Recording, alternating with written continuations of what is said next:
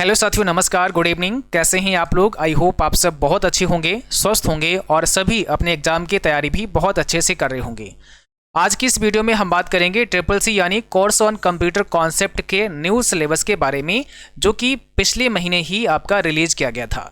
तो अब triple C का न्यू सिलेबस आ चुका है। क्या है ये नया सिलेबस और आगे जो आपका ट्रिपल सी का दिसंबर में एग्ज़ाम होने जा रहा है, इसके बाद में जो जनवरी में एग्ज़ाम होगा वो न्यू सिलेबस पर ही बेस्ड होगा। ओके, तो इस सिलेबस को समझना बहुत ज़रूरी है। इसमें एक नया चैप्टर ऐड कर दिया गया है। वो क्या चैप्टर है, उसमें क्या क्या टॉपिक्स ऐड किए गए हैं, वो सारा कुछ बताएंगे और कैसे आप ये सिलेबस डाउनलोड कर सकते हैं इस पर भी बात करेंगे। और सभी को इस सिलेबस को डाउनलोड कर लेना है, इसको अच्छे से समझना है और फिर इस सिलेबस के अकॉर्डिंग आपको अपनी तैयारी स्टार्ट करनी है। ठीक है, तो सिलेबस को डाउनलोड करने के लिए आप नाइलेट की जो ऑफिशियल वेबसाइट है उस पर भी जा सकते हैं।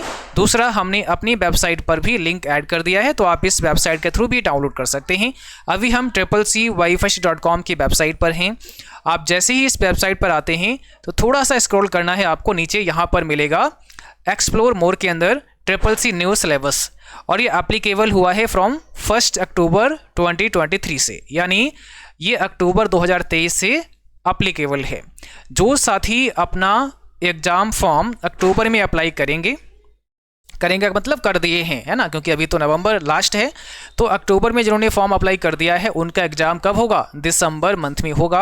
और दिसंबर मंथ ये पहला मंथ होगा जो इस न्यू सिलेबस के अकॉर्डिंग आपका पेपर आएगा। ठीक है, तो यहाँ क्लिक हियर पर आप क्लिक करेंगे। जैसे ही यहाँ पे क्लिक करते हैं आपके सामने आपका न्यू सिलेबस आ जाएगा। तो ये रहा आपका ट्रिपल सी का नया सिलेबस। यहाँ पे course on computer concept triple C लिखा गया है, बाकी सारी चीज़ें यहाँ पर बताई गई हैं।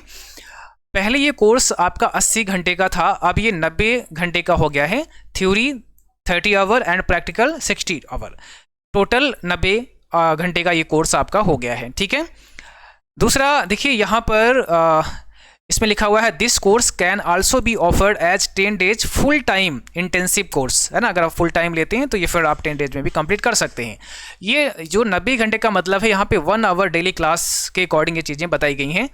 और एलिजिबिलिटी की बात करें तो no minimum qualification is required for applying and appearing for the examination in course on computer concept. Triple C के लिए कोई भी यहाँ पे मिनिमम क्वालिफिकेशन रिक्वायर नहीं की गई है। अगर आप समझ सकते हैं, इंग्लिश पढ़ सकते हैं, हिंदी पढ़ सकते हैं, तो आप इस एग्ज़ाम के लिए अप्लाई कर सकते हैं।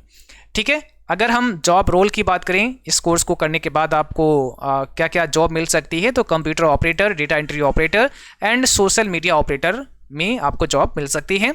अब बात करते हैं सिलेबस, जो हमारा अभी नया सिलेबस आया हुआ है उसमें क्या क्या टॉपिक हैं।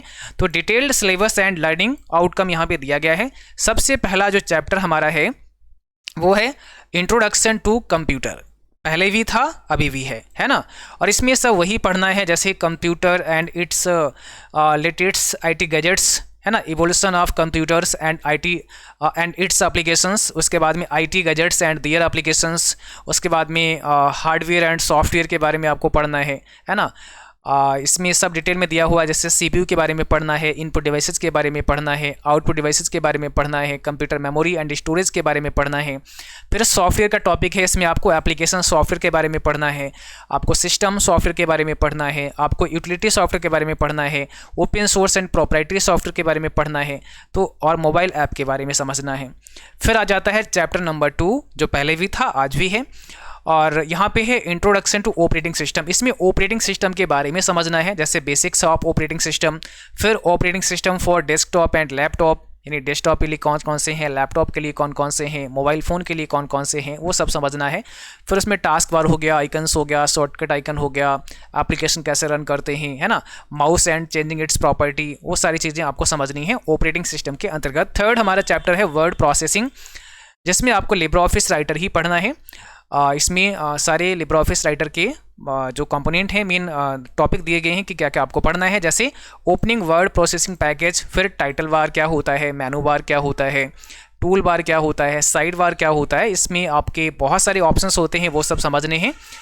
न्यू डॉक्यूमेंट कैसे बनाया जा सकता है, ओपन कैसे कर सकते हैं, सेव एंड सेव एज कैसे कर सकते हैं, क्लोज कैसे कर सकते हैं, हेल्प कैसे यूज़ करते हैं, पेज सेटअप है, प्रिंट प्रीव्यू है, ये सारी चीज़ें, और हम PDF में फाइल को कैसे सेव कर सकते हैं।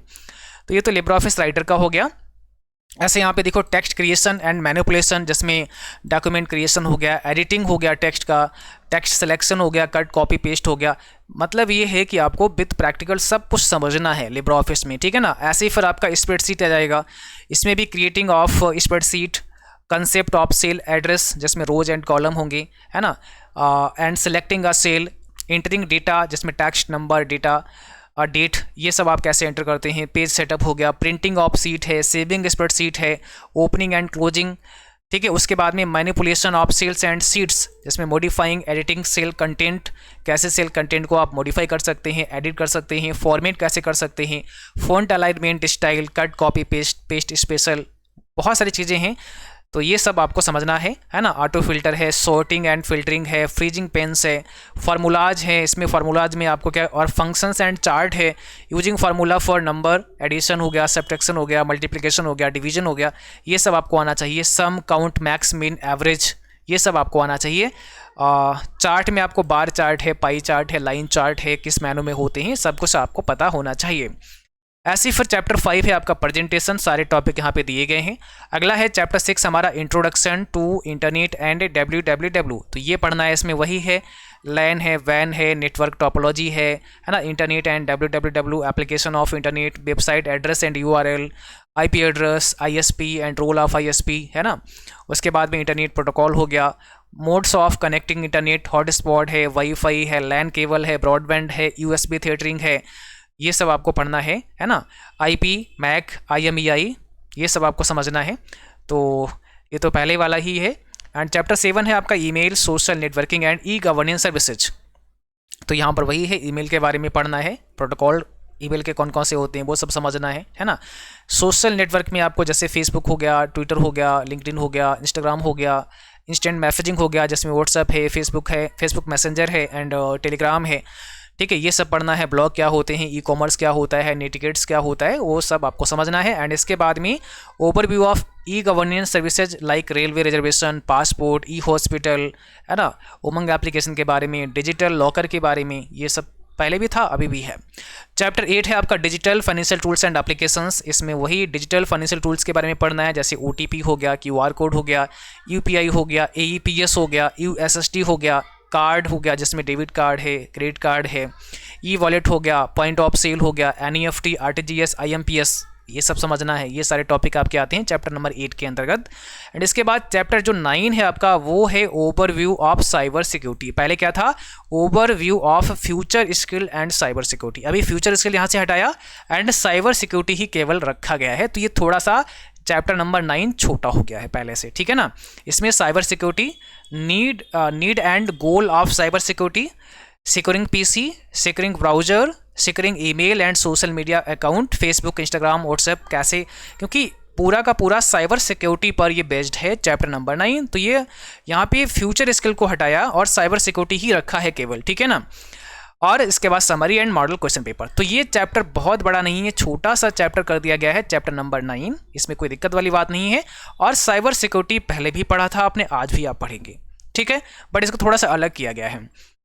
इसमें से निकाला है फ्यूचर स्किल, तो ओवरव्यू ऑफ फ्यूचर स्किल यहाँ पे आ गया एंड इसमें जोड़ा गया है आर्टिफिशियल इंटेलिजेंस।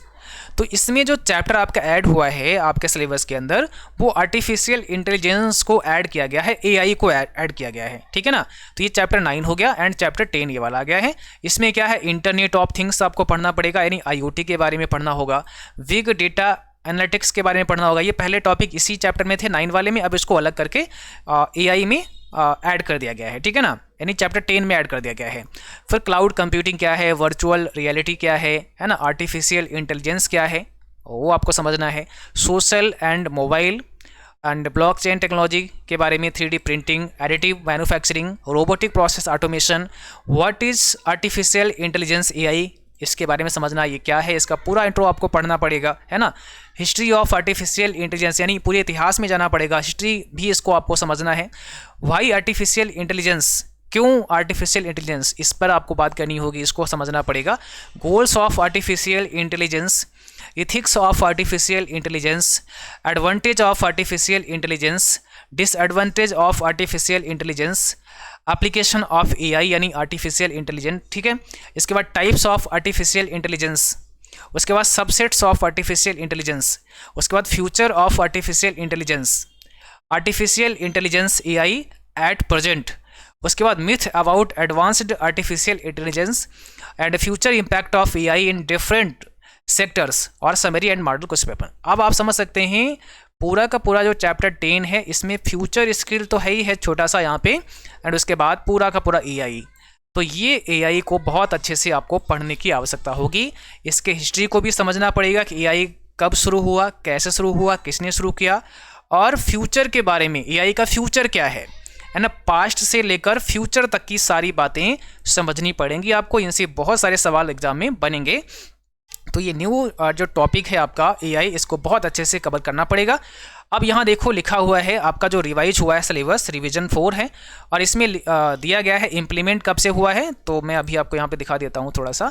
ये जो इम्प्लीमेंट हुआ है, देखो थोड़ा सा जूम करते हैं, यहाँ देखो आपको दिख रहा होगा इम्प्लीमेंट हुआ है कब से।